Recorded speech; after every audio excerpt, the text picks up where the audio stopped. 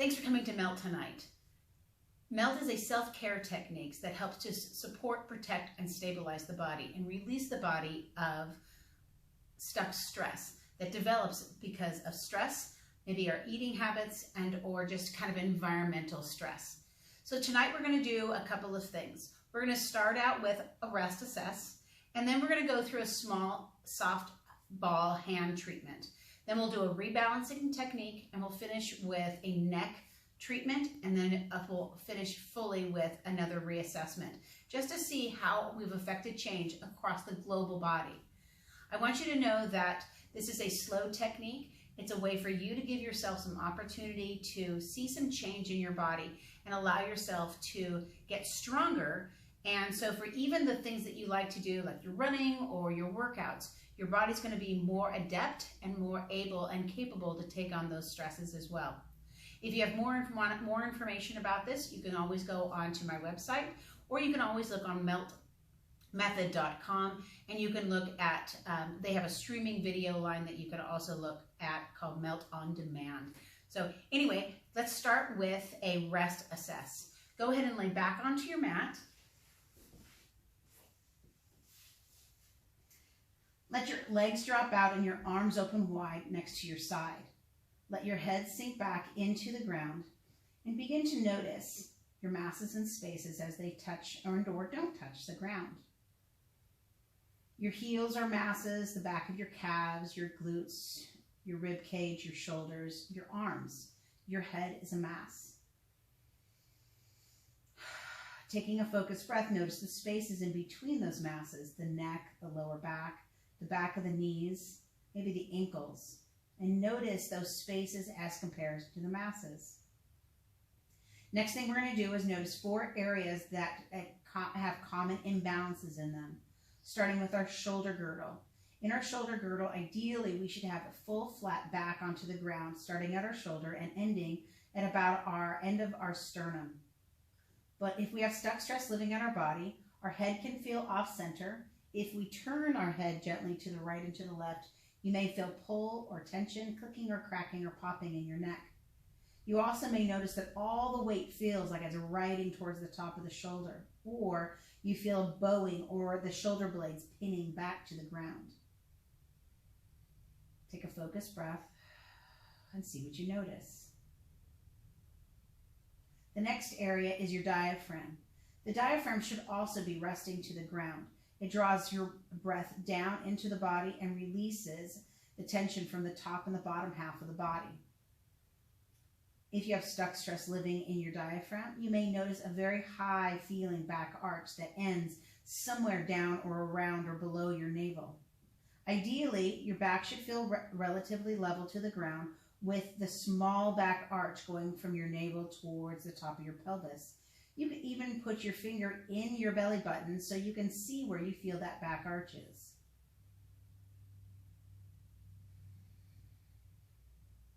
Taking another focused breath, notice your pelvis. Stuck stress loves to live in your pelvis, and very often we might feel like we're sitting on our bones. Ideally, though, we should have our fully weighted into our hips so our butt cheeks feel evenly weighted to the ground. The stuck stress living on our pelvis can affect all the way down our body. The next area would be our hamstrings that has a common imbalance, which means the hamstrings may feel lifted off the ground, almost bowed, kind of like this mid-back.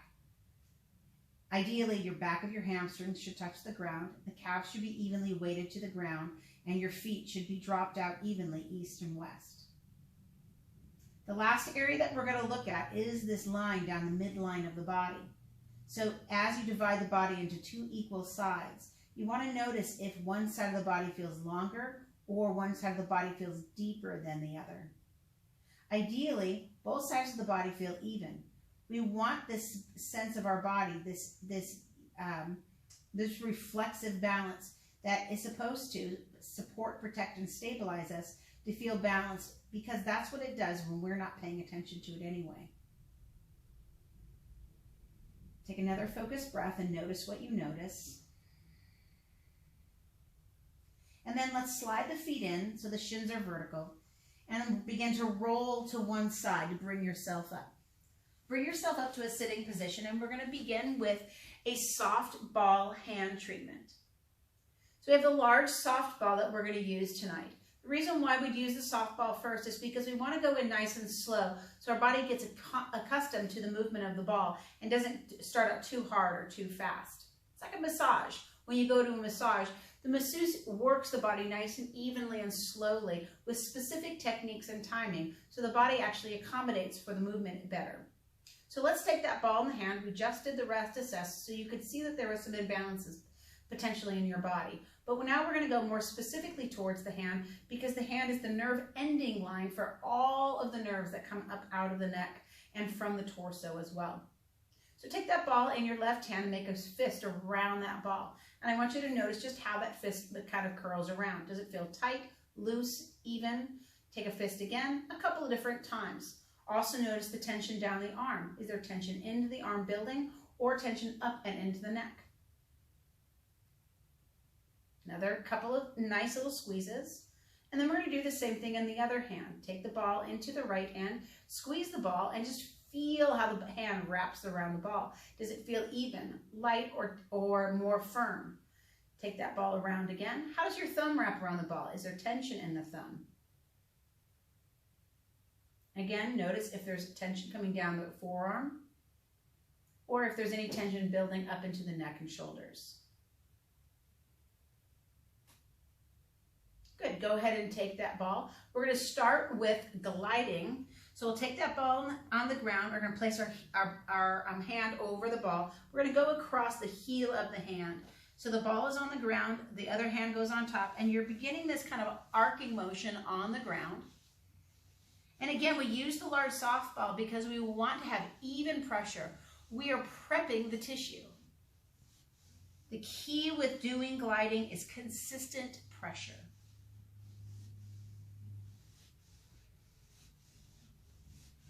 We're going to pause right at the thumb, and then we're going to do what's called shearing. So we're going to move up and down, or back and forth, or around in circles. I'm going to pause, let the tissue respond, and we'll do the other hand. Start with the ball underneath the heel of the hand and move that ball back and forth. Notice all my fingers are touching the ground, and I'm allowing that ball to move back and forth. A little mobility also, maybe for those shoulders as well. Go ahead and pause underneath the thumb, hand down. You can keep the palm on, or you can press down with the other hand, and you're going to press back and forth, up and down, and maybe around in circles. Another nice way you can use the ball for gliding and for shearing is in the palm of the hands. Interlace the fingers and just move that ball back and forth. Press the ball in the hands. This is great for maybe if you're a passenger in the car, or if you're sitting for periods of time, you can just do this nice technique back and forth. Go ahead and pin again between the two pads of the thumb. And again, you're shearing up and down, around in circles, chase those thumbs, and then pause and let the tissue respond. Then go ahead and take the ball down to the ground again, and we're going to rinse. We're going to rinse from knuckle to nail.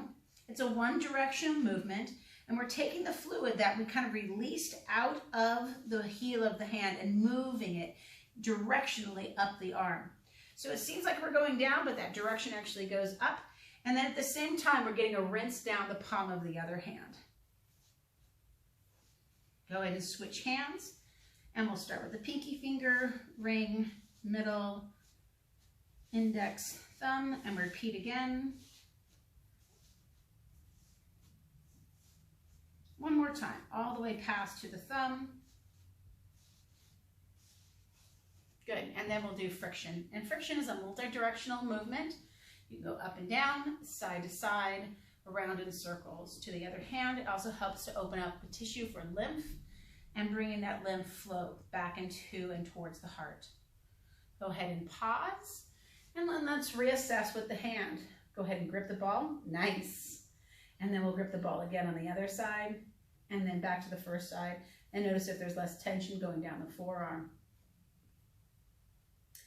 Very nice.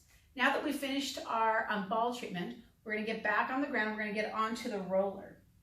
So on the roller, what we're going to do is a rebalance technique to help balance out the right and left sides of the body, the in and the out, Remember, the brain passes information across two sides of the body, and we want to make sure we balance the body very evenly.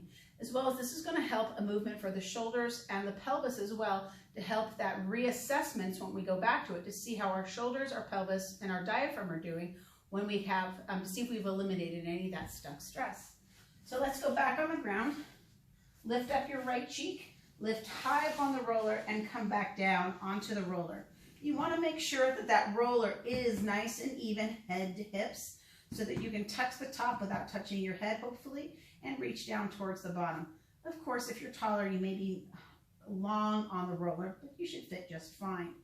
Hands by your side, reaching out, and we'll begin gentle rocking. Gentle rocking is a nice, even and easy movement. It's everything's moving to your right, and then everything's moving back to your left.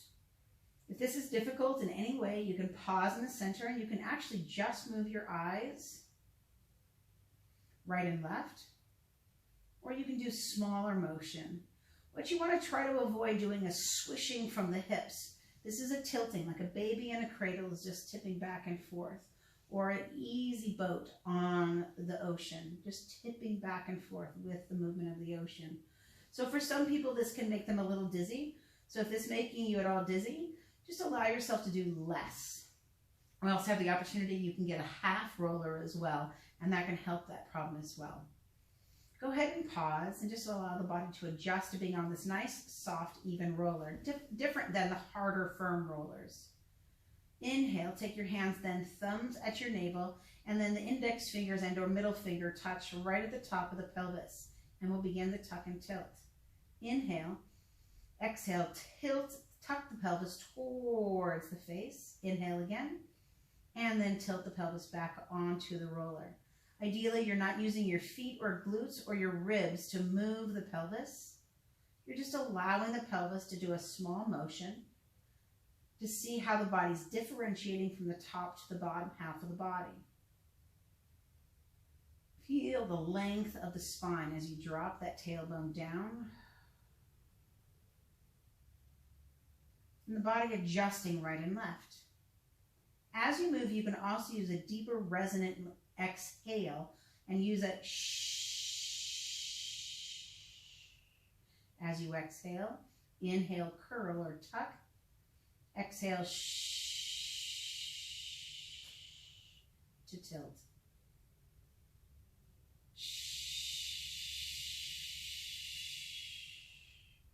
One more breath, inhaling and exhaling. Go ahead and take the left hand to the top of the chest, and we'll move into our deep diaphragmatic breath, like a three-dimensional breath. Think of the body as a large cylinder, and your inhale, filling that cylinder all at once, and then exhaling, closing that cylinder up as tight as you can. Inhaling, exhaling, shh.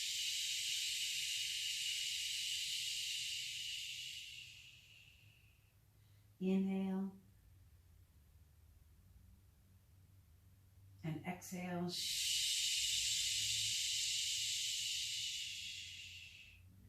Once more, inhale and exhale.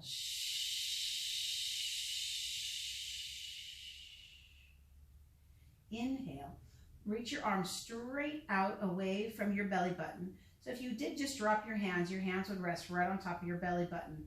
You want the extent of your arms to be someplace between your base of your rib cage and about your navel. So not high and not too low. Arms are reaching out, and just reach those arms to the ceiling, and then let the shoulders wrap then around the roller itself. Feel the inside edge of the scapula kind of spinning or squeezing onto that roller. Pull back and reach out. Pull back and reach out. 2 more times. Pull back.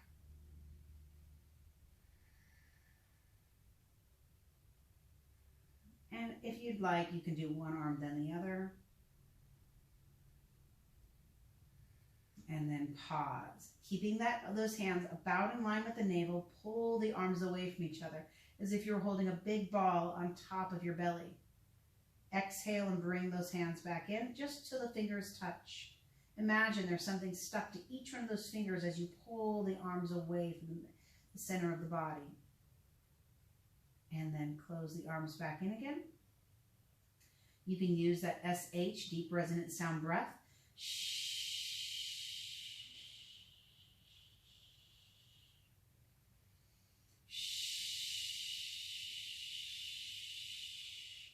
So as you inhale, you exhale. Sorry, as you inhale, you pull out. As you exhale, like you're squeezing that ball all the way. Fingertips touch, pull out one more time. From this open position, let the wrist bend and flex. Feel that tensional pull moving down into the thumbs, across the bicep, into the shoulders.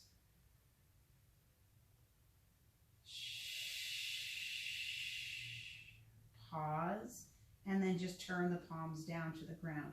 Reach the arms down and away from your shoulders.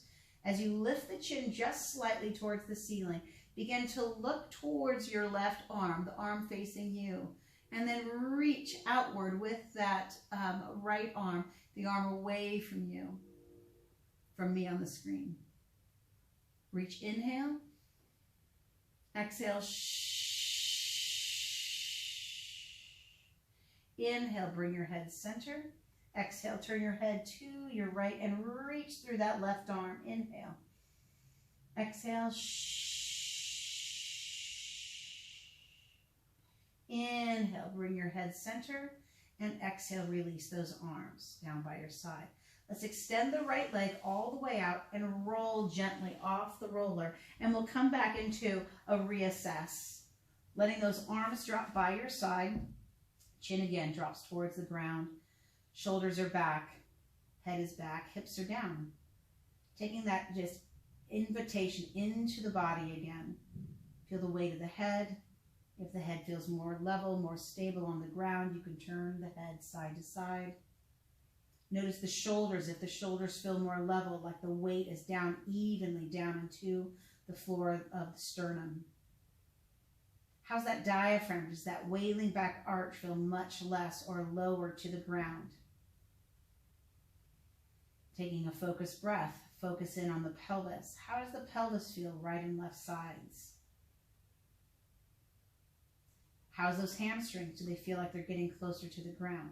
Sometimes this one can be a tricky one. Don't worry about it too much. And do those feet feel like they're turned out both east and west? Once again, dividing the body in half, ankles to ears. Notice the different sides of the body. And feel if the right and left sides are feeling more balanced, more even with each other.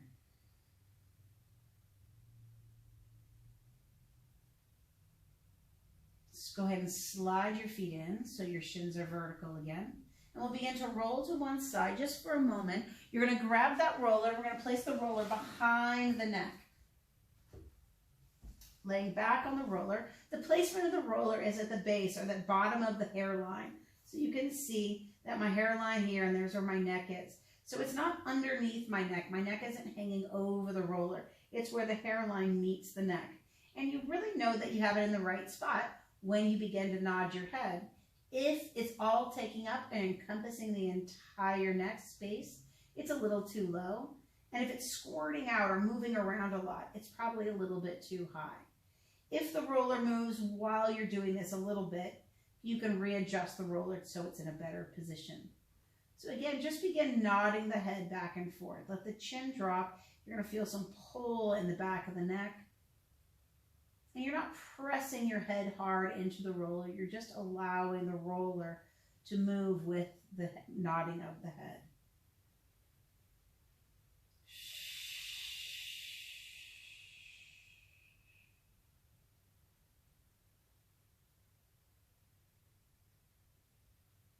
From here, bring your chin up just so your nose again is facing the ceiling and begin to tip your chin towards your left shoulder and to your right. You're almost scraping the back of your head. Again, if the roller moves, just move it back into position. And then pause for a moment And then just begin to do a small and slow figure 8 with your head. So a sideline figure 8.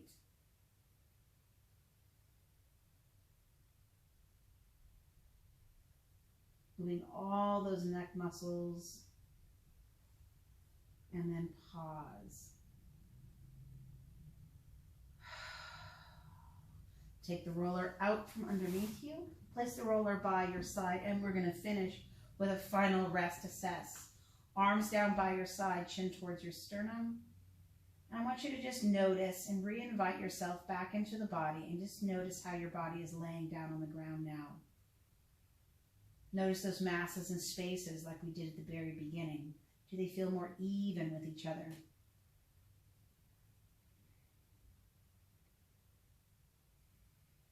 Notice those areas that stuck stress likes to live. As you turn your head to the right and left, is there less clicking, cracking, or popping? Or does the head just even almost feel like it's weighted back? Going to your shoulder girdle, notice if the weight feels more distributed along the whole mid-back, even into the arms feel more balanced, more evenly weighted. Breathe into that diaphragm. Feel that length and the width, but not the height. Notice the height is probably dropped down a little bit more.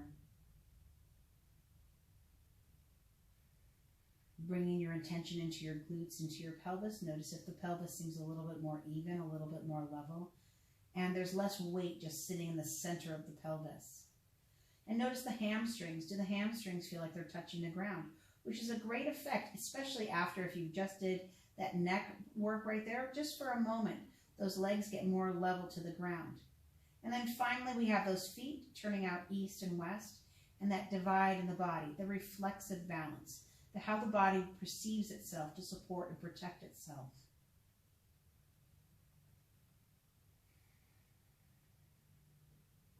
One more nice deep breath as you walk the feet in so the shins return to vertical. Shift your weight to one side and bring yourself back up again. Let's grab that large softball again. And I want you to hold that large softball in your hand again. And I want you to feel the squeeze in the hand. Does the evenness feel better in the forearm?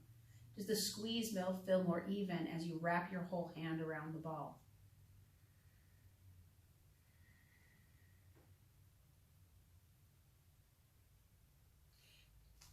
Because MELT is a self-care technique, you can take your time and do each one of these parts very individually if you'd like. The softball hand treatment, just the rebalancing technique. Even if you just listen to yourself as you did the assessment and then did a reassessment after any one of the MELT maps that we just did, that you would help yourself to listen to your body and affect more and positive changes for your body to last longer. Remember, you can do MELT before or after a workout or by itself as its own self-care technique. If you have want any more information, come and call me again, and you can text me or connect with me on Messenger. You can also go find more MELT techniques on MELT on Demand if you want more information as well. I hope you're well. I hope you sleep great. Drink plenty of water tonight, and I'll talk to you later.